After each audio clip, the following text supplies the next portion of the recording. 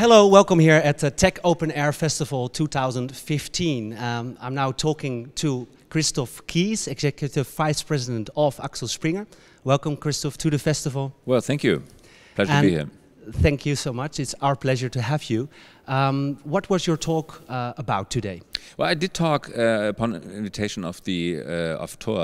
I did talk about are Germans able to disrupt? This is a big question because when you look at German industry, it looks as we are specialists in sustainable innovation. So every generation of a new car, new BMW is a bit better than the last one, but are we really able to disrupt, to really challenge our own business models, or are we just falling prone to disruption by other companies? So is Silicon Valley basically trampling over German business with very little resilience from businesses here? Very important and very vital question at this moment in time. Yeah, but I mean, Axel Springer is not an industrial company, right? You're a publisher, so the processes must be different. And that's a very good point. The processes are different, and we are a publishing company. The interesting thing for other industries is that when looking at media industry, music, film, books, news publishing, they can learn lessons for their own business because we have been, as media industry, been the first to have been disrupted by digitization. Why? Because our products are very easy to digitize. Digitizing a film, a book, a news story is easy.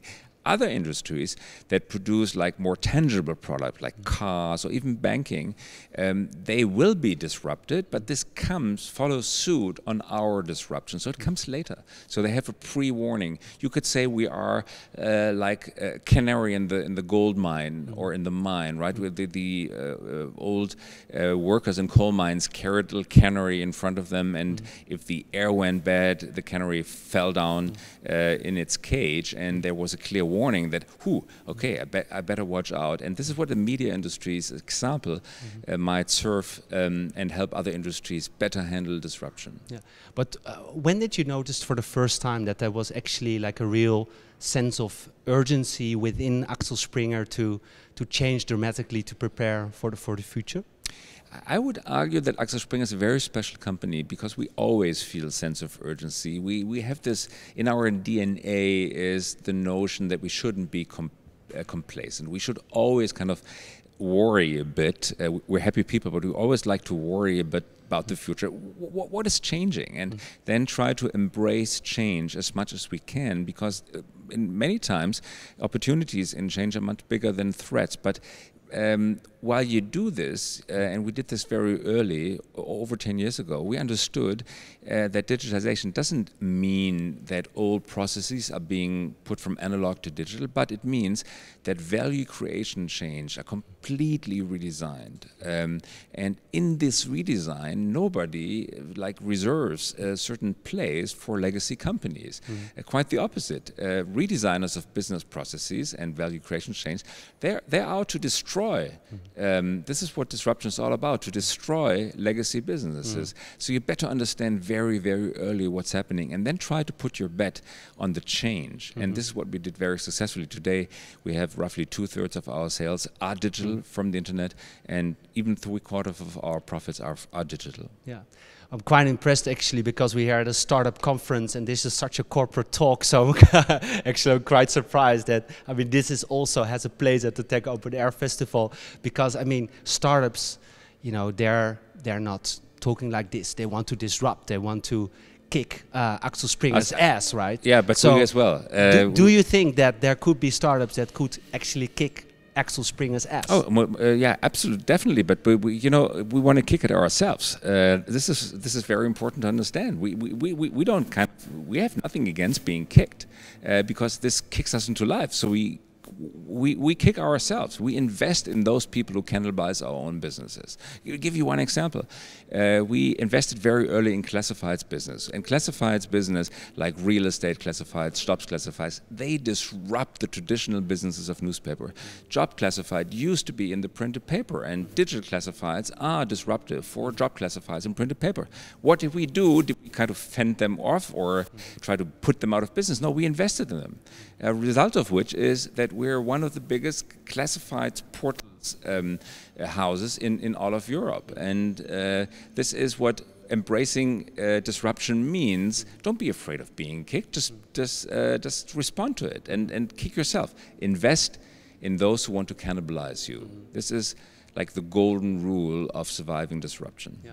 So how do you then look at, for example, I mean, Matthias Döppner, the CEO of Axel Springer, wrote a long letter about Google, how it's interfering with like authors' rights. I mean, Google's not a startup anymore, but how do you look upon these kind of debates where the digital shift also sometimes means that you will lose actual core business at Axel Springer?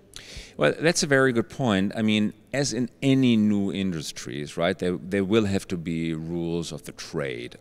Every new technology that came about, whether it was trains or airplanes or electricity or steam-powered engines, there was no rules to the game in the very beginning. Most of the time took 10, 15, sometimes 20 years to kind of define rules. The rules for airlines we have today, they didn't come up, or they weren't present when the Wright brothers first invented the motor plane. No, they evolved over time. They were very important to kind of balance the interest of society, of these new companies, of disruption and legacy business. And this is what's happening right here. This is very natural. And on some issues, we're good business partner with Google, but on some issues, namely copyright and antitrust, we agree to disagree. And the letter you have just mentioned was on specific points that But how can you, on the one hand, say, okay, we want to be this super innovative company, that actually means we want to break the rules, and on the other side,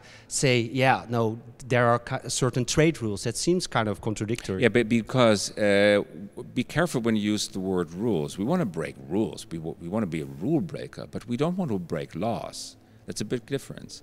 Breaking rules and breaking laws is a big difference. And laws shouldn't be broken. Laws, I mean, we're living in democracy. If you think that a law is not right, then you have to go through the democratic process and try to change it. Win over parliament and convince them of your argument.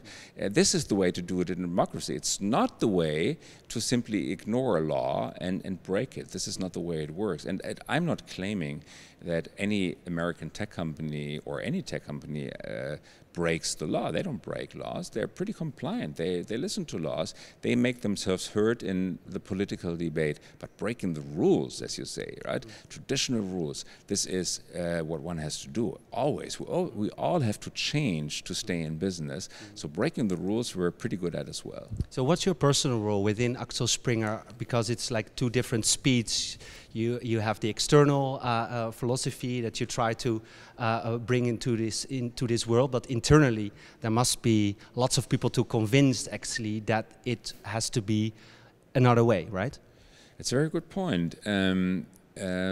We're doing our very best to bring everybody along and to convince people, and I think we're very successful. When you look at our at Die Welt, for example, or Bild, they are really on the forefront of digitization. When you look, but I heard and I read that Bild Plus, your premium product, because in the end somebody has to pay for content, doesn't work that well. Well, that's the opposite is true. I mean, Bild Plus has close to 270,000 subscribers, which is really impressive.